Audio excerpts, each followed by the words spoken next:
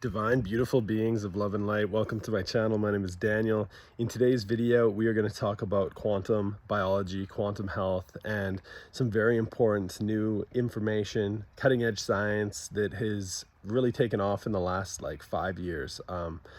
Traditionally in the mainstream medical, mainstream health communities are usually, especially if you go to your allopathic doctor, they're usually anywhere from 10 to 25 years behind the current research papers. Because, think about it, they graduated from medical school, say 20 years ago, and they're going off the research that was cutting edge then. But the researchers and scientific community have been doing studies, a lot of really great studies, for all that time when they were in school, all that time that they've been in their practice. And so the nature of the evolution of medicine is that it's constantly evolving.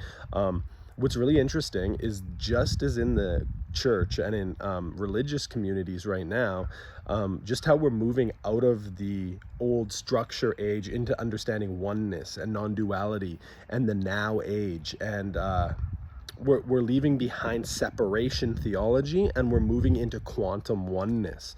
Just as we're understanding and beginning to understand these quantum concepts in the spiritual aspect, this is also happening in many other spheres of life on the planet right now. This is why it's so exciting, because we're going through a massive awakening, a massive upgrade in consciousness. So there's traditional doctors and researchers that hold the mainstream paradigm for health, which is all based off the chemical model. So you have symptoms going on in your blood sugar issues. Here, take metformin, this chemical drug that is going to influence your chemicals, it's going to influence your hormones, and it's going to lower your blood sugar, and it's going to make the chemicals in your body good. Well, there is a step below chemicals. There is a quantum step, and it turns out that our cells, and what I want to talk about most today, is these little powerhouse, these little engines in our cells that are called mitochondria. See, these mitochondria in our cells, they have an electron transport chain. Why is that important? Because electrons are energy, and they require these electrons to create energy, to create ATP in the body. They also do many other things that we're going to dive into really briefly, but I just want to get people's feet wet thinking about this stuff, because it's very, very important when it comes down to becoming the best version of you, as we're raising our vibration, as we're raising our consciousness. Understanding quantum health is going to help you become the best version of you that transcends just taking, food, supplements, medications, these kind of things. So last video we talked about ketosis and the many benefits of ketosis, of getting into autophagy, of cleaning your cells out, of producing more energy, of reducing inflammation, of increasing brain function, all these amazing things. Well, when we begin to understand the mitochondria and how the mitochondria work in the body, we begin to realize that it's not just food that influences these little powerhouse in the cells. So why are mitochondria important? They're important because without mitochondria, we would just be dead. We wouldn't work. And so whether you believe in God or evolution, there was a merger of a foreign alien bacteria into our cells. So we all know that we all hear and we all talk about our genetics, right?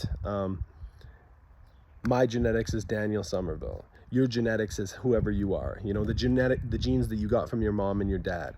That DNA is all held in the nucleus of the cells. All the different chromosomes, they're held in the nucleus of the cells. And that's all that's really ever talked about. But the truth is what the science is showing now is that we have a whole other set of alien DNA in our cells that are called mitochondria. The mitochondria have their own DNA, and millions of years ago, they were actually thought to be separate bacteria, alien bacteria, and not human bacteria.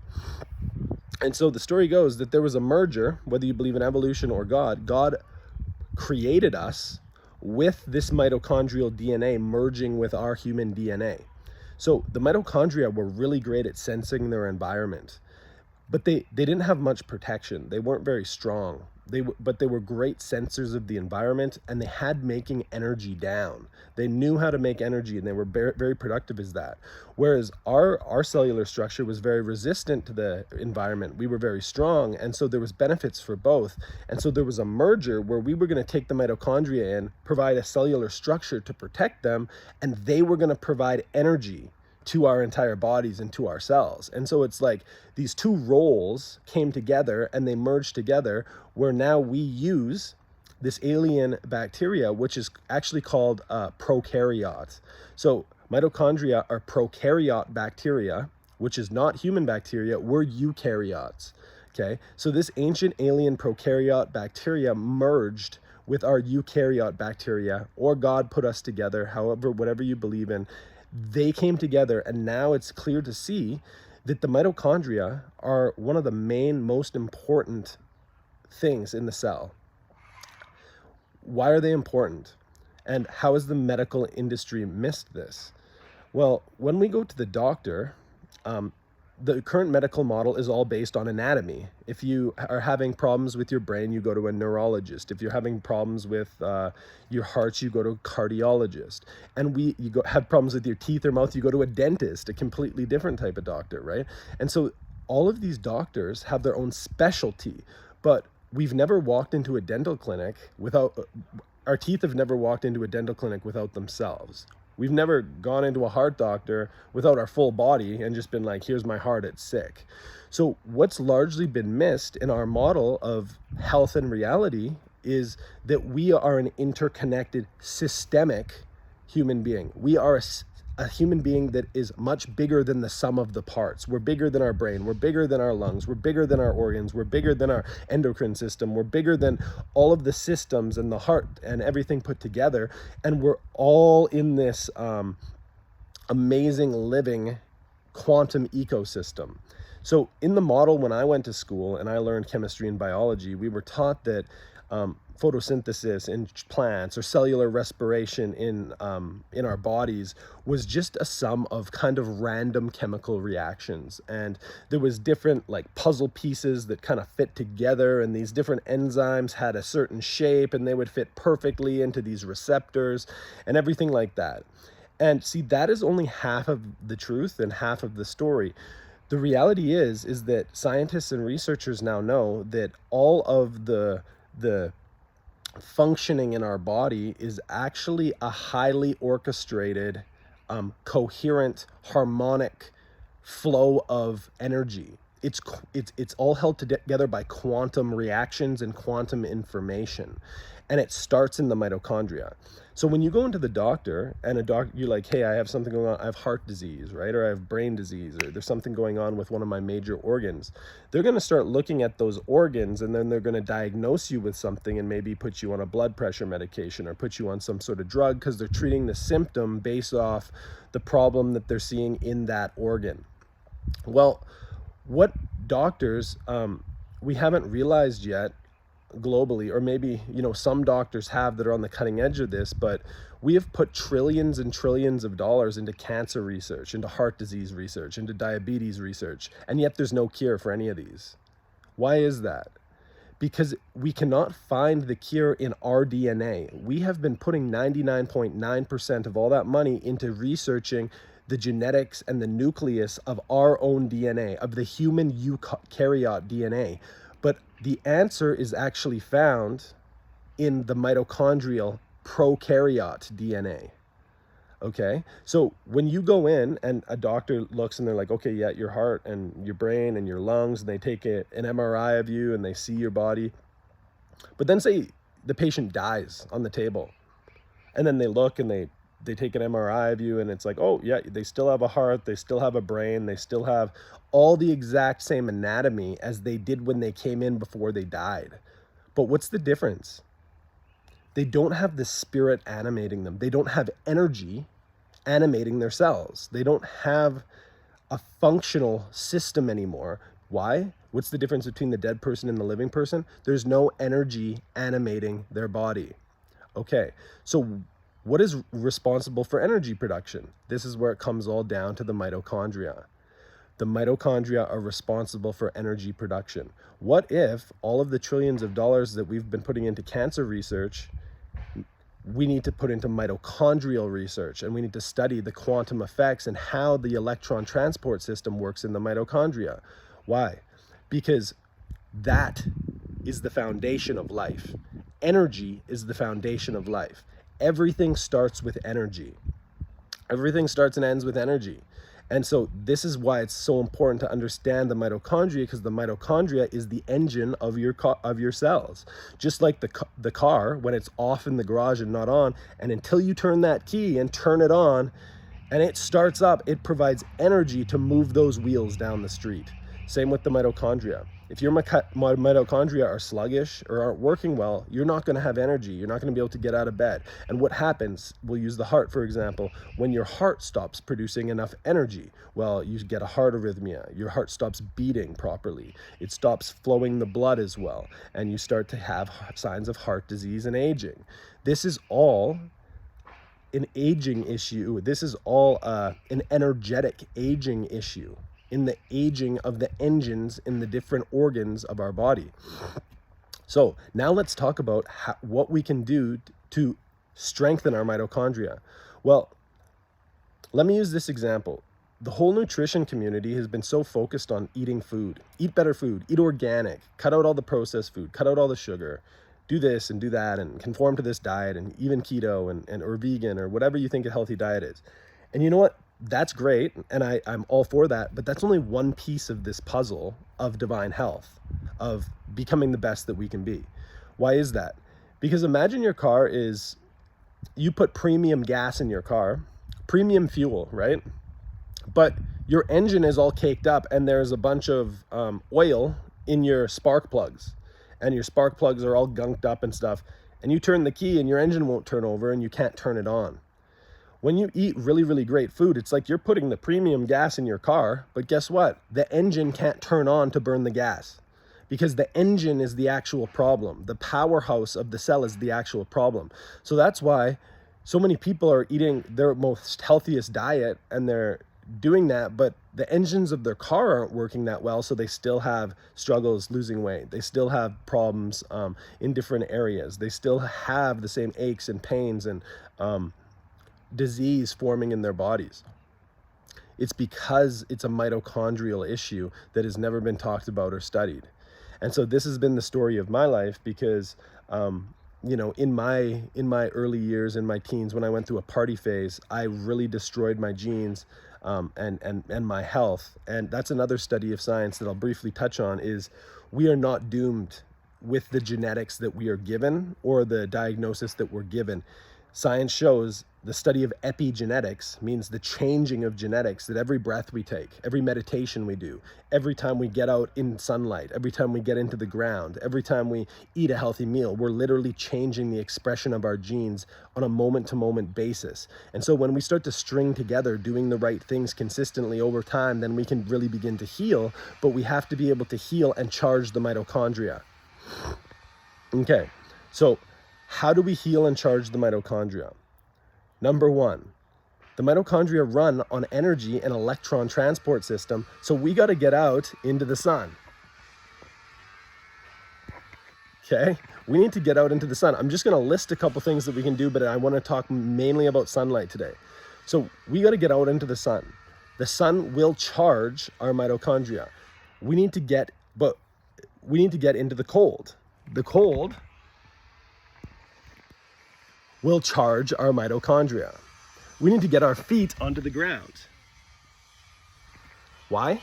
Because the earth has negatively charged ions, and when those negatively charged ions from earth come into our body, it charges our mitochondria, because it is all done quantumly. It is all done through energy, light energy, magnetism, water. All of these things affect our body. So let's talk a little bit about sunlight, because once again, just like the keto diet, for many years we were told that fat's going to kill us. We were told that to eat a low carb, to eat a low fat diet if you want to be healthy, to eat a lot of grains and cereals and all these things, right? And we're starting to realize that it's kind of the opposite of that. And we need to look at everything we've been told, not skeptically, but just question it. Is this consistent with the way that God set things up to run? Because God's traits are plainly seen in and through all creation. So does this line up with evolution? Does this line up with the way that God created things? We need to ask ourselves, is the sun really bad? Is the sun really the cause of all skin cancer? And is it really killing everyone? And is it really bad? Well, I would say a resounding no. It is absolutely not. It is just the way that we have used the sun, and our lifestyles have become the problem. What do I mean? Well, just over 100 years ago, we didn't really have the same level of blue light inside of our house as we do today. People were outside, they were harvesting their fields, they were working outside, and they were getting a lot of sun in their eyes and on their bodies. And so skin cancer rates and cancer rates were way, way down. So I started looking into this, and I started reading studies about skin cancer, because this is a subject that's dear to my heart, because I had a really good friend of mine in high school, just out of high school, actually die of stage 4 lymphoma and melanoma. It was a tough scene. I remember I was playing badminton, or we were playing squash together, and like he showed me these lumps he had, and I touched these lumps, and then like it was just a matter of months and he was dead.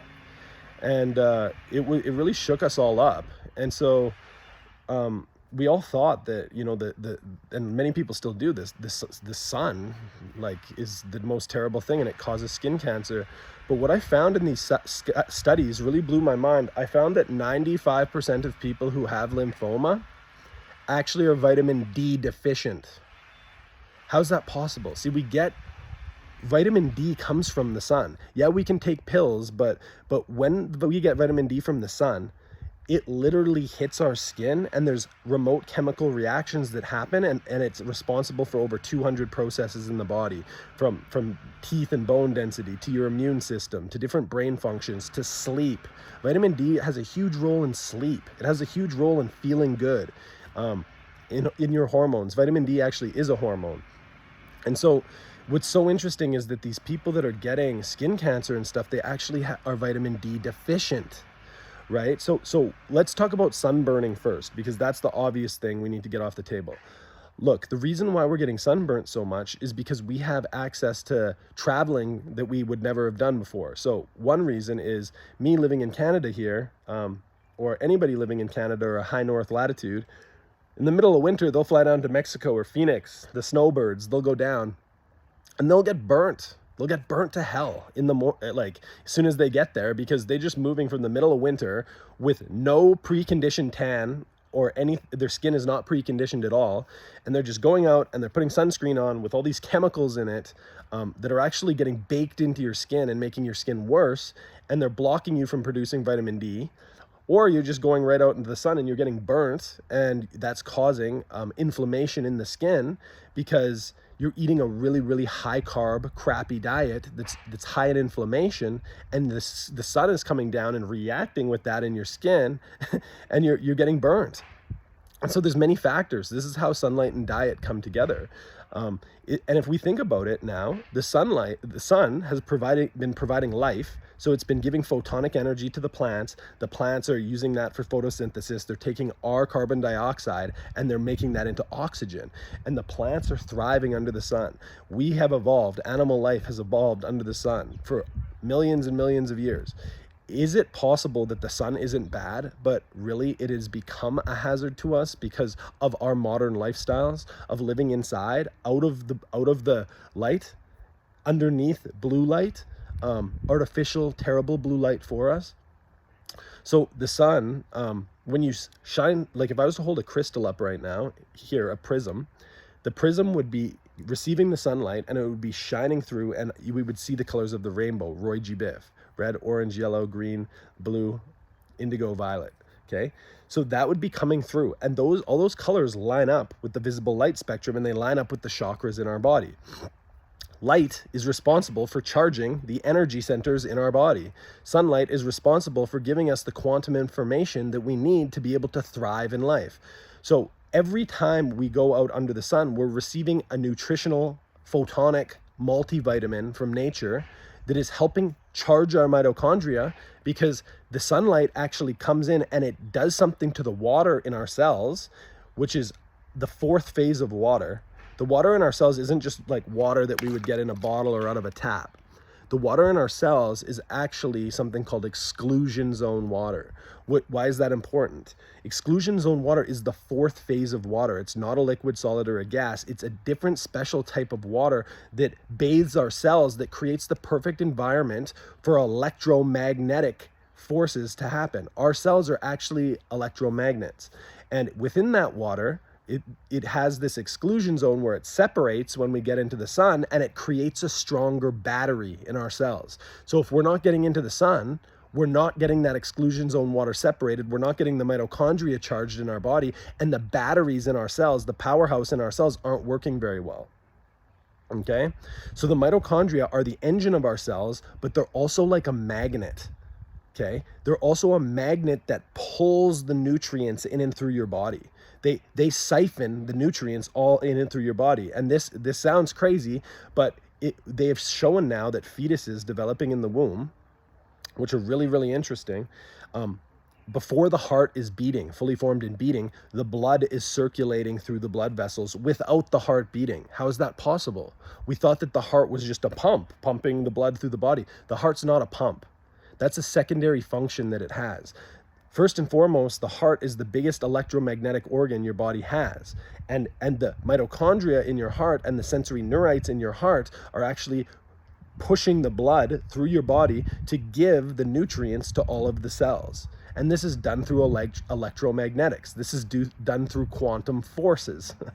Okay, so it's not about the heart being an individual pump. It's actually about receiving divine light energy. It's about receiving electromagnetic information from the sun to be able to allow our mitochondria to be charged, to create that exclusion zone water in the cells, to create a stronger battery so that our body can pump and move the nutrients around itself and the oxygen and everything that it needs to do to stay in balance and harmony in an effective way.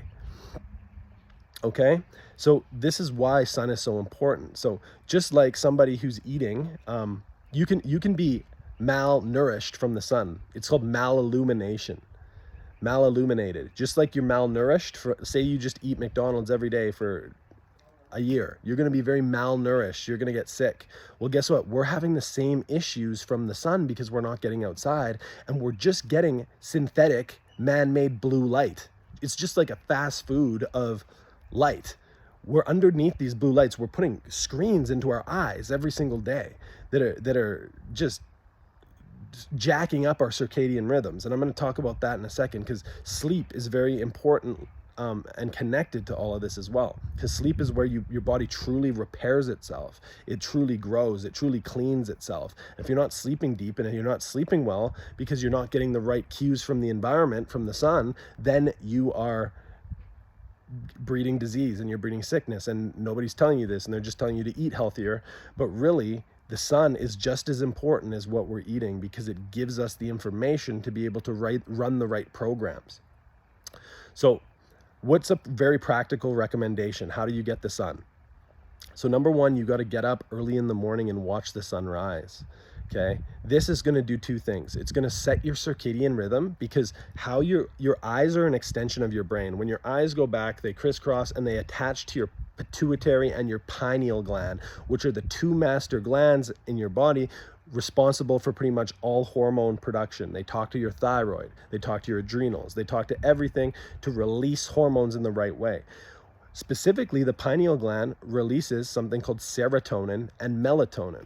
So when the light comes into your eyes and it goes back and it hits your pineal gland, see, it's in the morning right now, so I just got up to come get some early morning sun. When I was groggy, getting out of bed, a little bit tired, I came and I looked at the sun, and when I looked at the sun came into my eyes, went into the back of my brain, and into my pineal gland, and it said, okay, make serotonin. It's time to get up and go.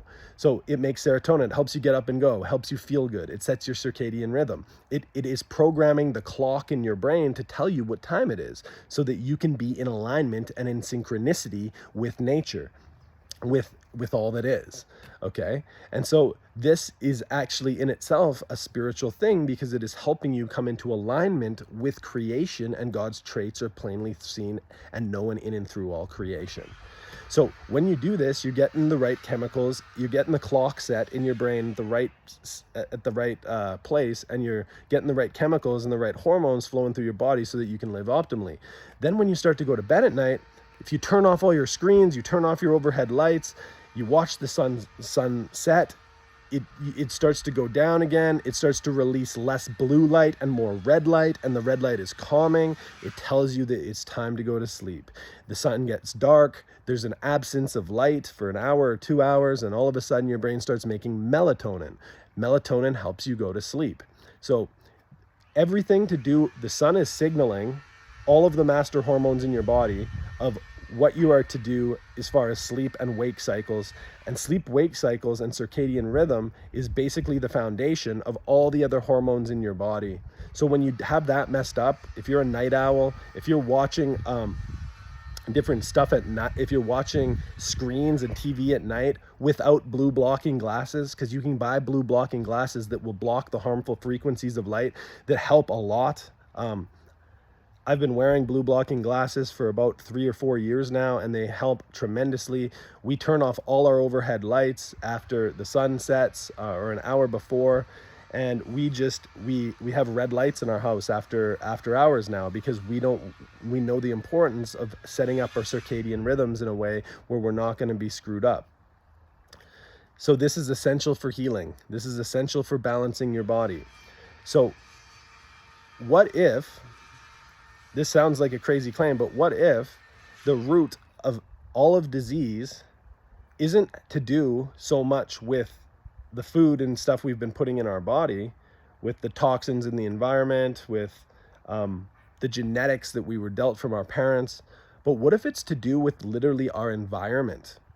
That over the last 100 or so years, we've moved inside out of the light, and we've fried ourselves with microwaves of artificial man-made blue light, so we're mal-illuminated, and then we combine that with high carbohydrate diets that are high in inflammation, and so we literally are just inflaming ourselves because we never get into a ketosis, we never get into autophagy, we never clean ourselves anymore, so we just have all this junk piling up. Imagine, like you never turn the dishwasher on in your house, and you just kept getting takeout, and you used all the plates in your house, and you just left them on the counter, and then you just kept getting takeout and building up garbage and throwing it on the floor in your whole kitchen after a year. Imagine what your kitchen would look like. Well, that's what your cells look like, because you never get into autophagy, because you never get into ketosis, because you never fast, because you never cut out the carbohydrates that are causing the sugar to be dealt with in your body. The key to lowering your inflammation in your body is to get the sugar out. Then when you get into ketosis and you have low inflammation in your body, you can get out in the sunlight, and the sunlight isn't going to burn you. I can literally sit here in the sunlight almost all day, unless it's a really, really hot day, and I won't get burned. Why is that? One, I have an anti-inflammatory diet that's protecting me because I'm in a ketogenic state. Two, I follow the seasons in the cycle, and I get outside as much as I can now. So last winter, when it was ending and it was coming into spring, I was coming outside in the morning, and I was allowing my white ass body, just going through the Canadian winter, to be hit by the sun as much as I could. And so I practice cold exposure. I practice getting into the cold tub. I practice having cold showers. Why? So that I can go out in a bathing suit in the middle of spring when it's still kind of cold out in the morning, and I can get sun over my entire body, and I can handle it, and I become resilient. And so, in March, in April, in May, I've already built up a base tan before it ever even got summer, because I'm building a solar callus. Because when you get out early in the morning and you allow red light, sunlight to come onto your skin, it conditions your skin as a solar callus. So when it's midday and the UVA and the UVB and the more intense spectrums of light are coming down on you, your skin's already preconditioned. It's like putting conditioner in your hair to keep it nice and flowing, right? You're conditioning your skin so that the more harsh stuff, when it comes, doesn't burn you, because you've conditioned your skin. Who would have thought that nature would have built in its own protective mechanism for your skin if you just get up, get out of your house, and allow early morning sun to hit your eyes and your body every day?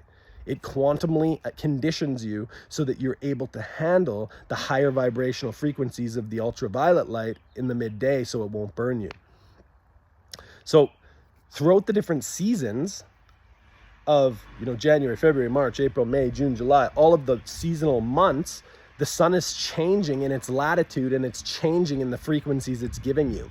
And so if you stick with it the best that you can and you decide to live an outdoor lifestyle, just go and work. Any of you who've been on coaching calls with me, you know that oftentimes I'll be outside walking, or I'll be outside sitting at a park, and I'll be receiving sun while I'm looking at this blue light. So it's counteracting me, so I'm not blue light toxic. I have completely revamped my quantum conditions in which I live, because I know how important sunlight is in orchestrating all of the master hormones, antioxidants, and balance in my body, and charging my mitochondria so I have the correct energy function. Okay, so overall, the mitochondria are very, very important in the body. They are the powerhouse of the cell. They are the engine. They are little magnets that begin to pull the blood through the body and deliver the nutrients to the cells. They're also like little suns. They radiate heat. They radiate infrared light, which is very important. Why is that important? Because in Canada, for example, when we don't get any ultraviolet light and we don't get any vitamin D in the winter, it's very, very cold. Why is the cold important? Because when you go into the cold, you begin to shiver and you get cold, and your mitochondria begin to produce energy. So that's why the cold exposure is so important in winter specifically, because when you're not getting any sunlight, it does the same thing in your mitochondria to charge them as the sun does. Your mitochondria get cold, so they're like, we need to heat up. So in one of the little transport areas, they begin to create infrared light. So each one of your mitochondria, which in one heart cell you have 1,000, is like a mini sun. It's like a mini sun in the sense that it has gravitational magnetic force and it's pulling things towards it that are nutrients, but it also creates light energy. And so this is where, when Jesus said, we are the light of the world, we really are the light of the world, because every mitochondria you have in your body is putting off massive amounts of light energy, of infrared heat energy in your body. And guarantee you, all the people that are talking about immortality, our light bodies, these kind of things, it has to do with our mitochondrial DNA. It has to do with an evolution in our mitochondrial DNA and how these things operate. And so we need to clean our bodies up in order to be able to do this. It's not like it's just going to happen. Like the sky god isn't going to snap his fingers and be like, now you are immortal. No, there's an evolutionary process that we are going through. We need to clean our bodies. We need to clean our brains. We need to get our temples conditioned in a way that we can actually make the next evolutionary leap, where we can actually have our mitochondria fully healthy, fully charged, ready to move to the next level, not sick and dying out. Okay? So sunlight is of the utmost importance. Really simply, get sunshine in the morning, watch the sunrise, sunshine throughout the day as much as you can, sunset, repeat. Sunshine in the morning, get sunshine throughout the day, and then watch the sunset and repeat. It may be hard to watch the sunrise and the sunset, but do your best. Try to get within an hour of each. Allow the light in your eyes. Then block against all the harmful blue light inside. After the sun goes down, turn off the lights, turn off your screens, get blue blocking glasses if you absolutely need to, and really dive deep into protecting yourself from masillumination. Okay?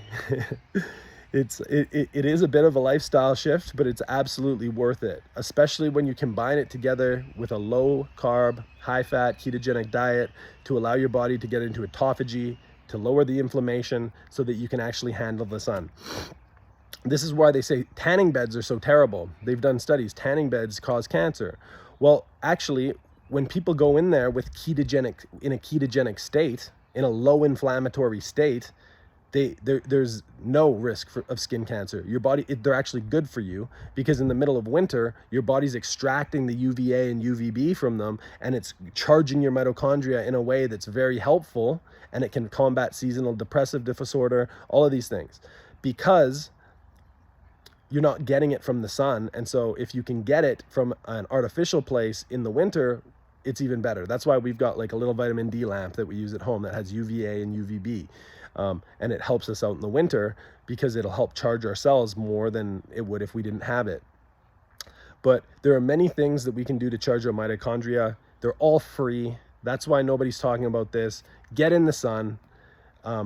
Obviously use wisdom and judgment. You don't want to stay out for 2 hours in the middle of the day in the UVA and UVB, getting burnt to hell if you haven't built up a solar callus. So build up your solar callus. Spend time out in the morning. That's how you build your solar callus. It's built in. The different spectrums of light, they range from the red all the way up to yellow, to orange, yellow, green, blue, ultraviolet, and then it goes back down to the red as it starts to rise and set each day. So you're getting different frequencies of photonic nutrients as you stay out at different times of the day. The morning and the evening are very important because it has the infrared. You ever watch the sunrise and the sunset? You see the red sun or the orange sun. That's the healing frequencies that are charging your mitochondria. Get that all over you, as much as your skin to the sky as you can.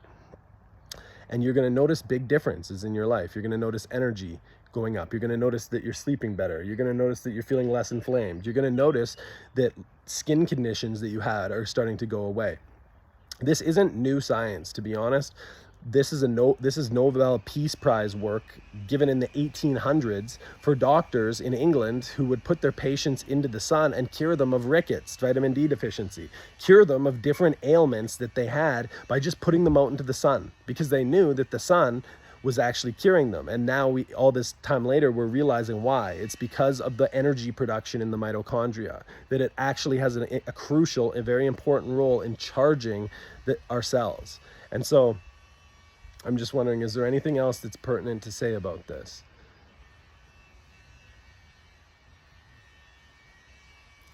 Just get in the sun. Get in the sun, have some fun. Just, literally be cognizant. Just begin to bring awareness of how much you're shining blue light into your eyes. Like I used to have a really bad sleep trouble, and I'd be up at 11, 12 at night looking at my phone, Googling into my phone, how can I sleep better? Right? And it's literally just the light going into your eyes. It's telling your brain, don't produce melatonin. It's not time to go to sleep because the sun's still up. And then all of a sudden, there's a direct correlation between the brightness that you put in your eyes after the sun goes down and the length of time that light is in your eyes and the amount of depression you're going to have the next day, the amount of hunger cravings you're going to have the next day, the amount of anxiety, the amount of crap that you're going to just feel the next day, directly correlated to how much light you're putting in your eyes the night before. Try shutting your phone off at sunset or before sunset and reading a book instead. You can take your light bulbs out of your lamps, and you can get red lights to put into your lamps that'll help, because they're giving a much lower frequency of light that aren't affecting your circadian rhythms as bad. And so these little changes you can do. You can get blue blocking glasses. I like to get it from a company called Blue Blocks in Australia. I think they're one of the best, but you can just go onto Amazon and they'll have all sorts of different blue blocking glasses. So yeah, there's many different changes that you can make. This has been a video about quantum health, about sunlight and the importance of getting out into the sun. And yeah, it'll change your life. So Dan signing out. Love you guys. Have a great day.